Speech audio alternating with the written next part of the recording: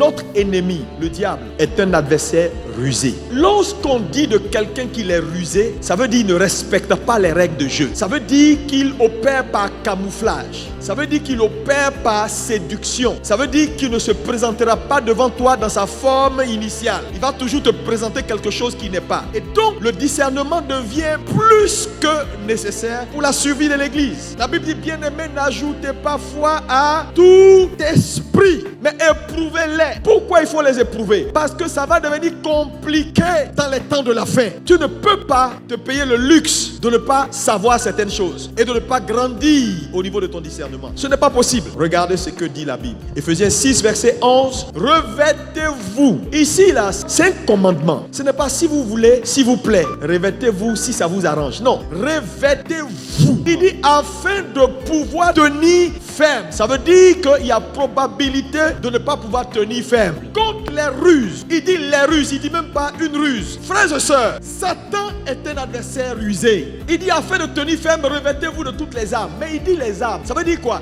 Mais les armes dont il parle ici, ce n'est pas des kalash, ce n'est pas un bazooka, ce n'est pas des pistolets. Non, les armes de Dieu. À toi de déterminer quelles sont les armes. La parole de Dieu, par exemple, est une arme. L'action de l'esprit est une arme. Même la sagesse dans la parole est une arme. L'intelligence aiguë est une arme. Parce que tu vas faire face, frère, à certaines adversités dans ta marche. Ça ne sera pas parler en langue. Je te lis, Satan, je te lis. Ça a sa place. Mais tu vas faire face à des adversités. Frère, il faut que tu sois simplement intelligent. J'ai appris une chose du docteur Otabil. Un jour, il me dit, on peut manifester la foi tout en fuyant face à un obstacle. La foi, basiquement, c'est obéir à la parole de Dieu ou agir sur ce que Dieu te dit. Donc, il dit, si Dieu te dit, face à un obstacle, fuis. Si tu as fui, tu es en train de manifester la foi en fuyant. C'est-à-dire, tu es un homme de foi en train de fuir. Si Dieu te dit, affronte l'obstacle que tu affrontes, tu es en train de manifester la foi. Parce que dans l'imagerie populaire de l'église, les gens pensent que manifester la foi, c'est affronter. Non, frère, tu peux affronter et mourir. Tu peux fuir et vivre. Ce n'est pas tout qu'on affronte. C'est ce que Dieu te dit de faire là qui détermine la foi que tu es en train de manifester. Donc s'il dit cours, il faut courir. Il y a des gens qui sont en train d'affronter certains défis là. Ils sont hors de la foi. Jésus a fui face aux gens qui voulaient le lapider dans Jean 8. Il a manifesté la foi là. C'est pas la peur.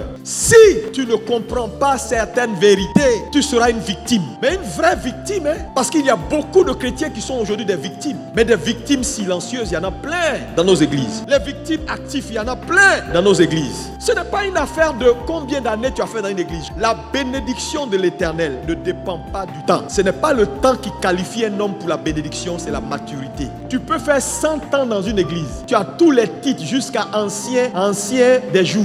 Et puis tu es un bébé spirituel. Mais la Bible dit l'héritier tant qu'il demeure bébé, ça dit son héritage est sous tutorat. D'autres personnes vont manger jusqu'à ce que tu grandisses pour qu'il y ait un transfert d'héritage. Et ce sont les bébés là qui nous fatiguent dans l'église. Ils ont l'apparence de la maturité, mais en réalité rien de ce qui fait la maturité. Et regardez leurs œuvres. Par leurs œuvres vous saurez qu'ils ne sont pas matures. Regardez quelque chose dans Genèse 3 verset 1 à 5. Le serpent était le plus rusé de tous les animaux que Dieu a créés. Il dit à la femme, Dieu a-t-il dit réellement? Il met en cause la parole de Dieu. Quand vous examinez la réponse de la femme, vous vous rendez compte qu'elle n'a pas donné avec exactitude la pensée de Dieu parce que Dieu n'a pas dit ce qu'elle a dit. Elle a dit, Dieu a dit si on mange, de peur que vous ne mouriez. De peur, c'est-à-dire quand elle dit de peur que vous ne mouriez, il y a éventualité qu'il ne meure pas. C'est pas ce que Dieu a dit. Dieu a été totalitaire. Dieu a dit le jour où vous mangez, vous mourrez. Ce n'est pas de peur que. Donc elle a mal rendu ce que Dieu a dit. Quand Satan s'est rendu compte qu'elle n'avait pas toute la pensée de Dieu, frère, Satan joue sur les détails. Quand je vois certaines personnes qui pensent qu'ils peuvent se permettre de ne pas connaître la Bible, ah, je ne suis pas pasteur. Mon ami, tu es en suicide. Ah non, ça c'est pour les pasteurs. Tu es en suicide. Regardez, elle a dit tout, sauf de peur que c'était suffisant. Parce que Satan connaît la parole. Satan sait la pensée de Dieu. Mais Satan lui a posé la question exprès pour voir si elle sait de quoi il s'agit. Frère, si Satan n'est pas encore venu dans ta maison, c'est parce que tu n'es pas encore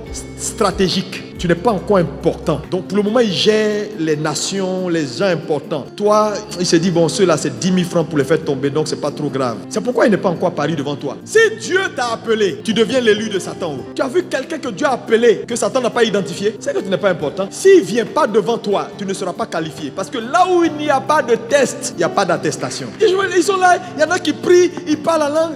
Je refuse, Seigneur, éloigne de moi la tentation. On ne prie pas pour éloigner tentation. Ça n'existe pas dans la Bible. On prie pour être un homme accompli. Quand ça vient, on a ce qu'il faut pour esquiver. Frère, Ève n'a pas pu rendre la pensée de Dieu. Elle a été une victime. Mais regardez, elle ne savait pas que cette simple discussion-là engageait l'histoire et l'avenir de plusieurs, y compris toi et moi. C'est pourquoi je veux dire à quelqu'un, il faut que tu grandisses. Hein? Si Dieu ouvre tes yeux pour voir les générations qui sont impliquées dans le choix que tu es sur le point à faire, si Dieu peut ouvrir tes yeux pour voir les personnes qui sont liées dans le choix que tu es sur le point de faire, il y a des gens qui prennent des décisions pour l'instant à cause de leurs conditions présentes, à cause de ce qu'ils ne mangent pas présentement. Que Dieu ouvre tes yeux ce matin afin que tu aies du discernement au nom de Jésus. Dis-moi Amen 3 fois et reçois la grâce. C'est une affaire de destinée. Un seul choix et tu bousilles la destinée de milliers et de milliers de personnes derrière toi. Ève ne savait pas. Satan l'informe pour lui dire, Dieu t'a pas tout dit. Ah bon? Dieu m'a pas tout dit. Et il donne des informations supplémentaires à Ève. Il dit, Dieu sait que le jour où tu manges, tes yeux vont s'ouvrir et tu seras comme Dieu. Mais est-ce que là, Satan a menti? Il n'a pas menti. Parce que quand elle a mangé, ses yeux se sont ouverts et elle est devenue comme Dieu. Parce que Dieu lui-même a dit, l'homme est devenu comme l'un d'entre nous en ce qui concerne la connaissance du bien et du mal. Le vrai problème, c'est que quand tu étudies bien, tu vas voir que Satan a dit la vérité, mais une demi-vérité. Parce qu'ils ne sont pas devenus comme Dieu en tout. Ils sont devenus comme Dieu dans la connaissance du bien et du mal. Mais cette connaissance du bien et du mal, là, Dieu leur avait proposé ça quand tu lis bien la parole. Mais je vais vous dire la vérité. Toute information utile pour l'accomplissement de votre destinée, c'est ce que Dieu juge utile de vous donner. Mais Satan peut venir avec des informations qui sont de très bonnes informations, mais qui ne sont pas utiles. C'est pourquoi toute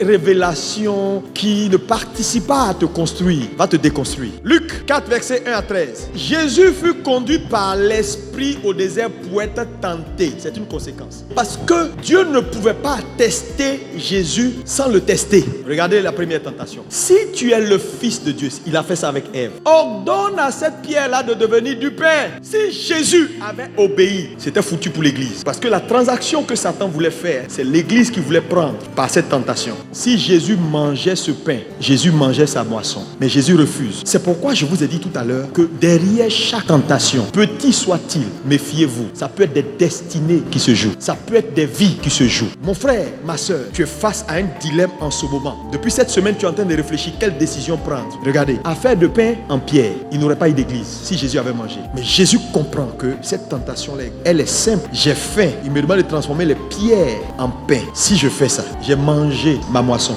Et Jésus répond à Satan par la parole, qui est un commandement que Dieu a donné à l'homme. Donc il se met à la place de l'homme pour dire, je suis un homme. Il est écrit que l'homme a que Dieu seul devant qui il peut se prosterner. Tu adoreras l'Éternel ton Dieu et lui seul. Donc vous comprenez que Jésus cite. Donc pour chaque tentation, Satan change de visage. Jésus envoie la parole. Frère, il a fait la première tentation. Jésus a esquivé. Mais Satan est très patient. Il ne lâche pas prise comme ça. Satan se met devant la parole pour dire à la parole qu'il est écrit. Et il cite le psaume 91 que nous lisons tous les jours. Le psaume 91 verset 11. Il ordonnera à ses anges de te garder dans toutes tes voies de peur que ton pied ne heurte contre une pierre. Satan cite ça parce qu'il connaît. Comprend pour le lier, il connaît ça. Parce qu'en fait le problème c'est l'applicabilité des versets qui est le problème de plusieurs. C'est pourquoi beaucoup de gens sont morts en citant des versets, en faisant certaines choses. Qui disent oui, Jésus a marché sur l'eau, donc moi aussi je vais marcher sur l'eau. Frère, tu vas marcher sur l'eau si tu n'as pas reçu un réma de façon spécifique, appliqué à ta situation, tu vas mourir. Même si c'est la parole que tu es en train de citer. Jésus répond comment? Qu'est-ce qu'il dit? Regardez la réponse de Jésus. Tu ne tenteras point l'Éternel ton Dieu. Ça veut dire quoi? Ce n'est pas parce que quelque chose est écrit que tu dois aller tenter Dieu en disant oui, moi je suis un enfant de Dieu, même si je me jette tout de suite, je monte sur cette église jusqu'à la toiture et que je me jette, la Bible déclare que les anges te garderont et que oui, et puis tu commences à citer plein de versets, puis tu dis regardez-moi, est-ce que la parole de Dieu est vraie? Puis tout le monde dit oui. Est-ce que si je saute tu vas me prendre? On dit oui. Est-ce que Dieu peut sauver? Et puis tu te jettes. Tu vas voir qu'il y a une autre loi qu'on appelle la loi de la gravitation, qui a la capacité d'annuler même la parole de Dieu quand elle est faite dans un contexte. Quand il a fini, il a tout fait, ça passe pas. Il a laissé tomber, attendant un autre moment, quoi. Moment favorable, ça dit quoi? Il est toujours aux aguets. Frère, mais avec Jésus, il n'a pas eu de moment favorable. Le seul moment favorable que Satan a eu avec Jésus, c'était un piège, c'était à la croix, où il s'est dit, enfin, je vais le taper. Mais il ne savait pas que la jurisprudence allait jouer contre lui. Frapper quelqu'un qui est innocent, tu n'en as pas le droit. Quand le père l'a quitté, c'était l'occasion rêvée pour Satan. Enfin, en le frappant, il signait son arrêt de mort. Satan cherche toujours un temps favorable. C'est pourquoi je veux dire à quelqu'un qui me regarde ce matin, l'heure n'est plus à vivre sa vie chrétienne comme on veut, à se priver de la connaissance. Tu vas être une victime, mais tu seras une bonne victime avec un micro. Tu seras une bonne victime assis. Tu seras une bonne victime écoutant la parole de Dieu. Tu dois connaître ton Dieu.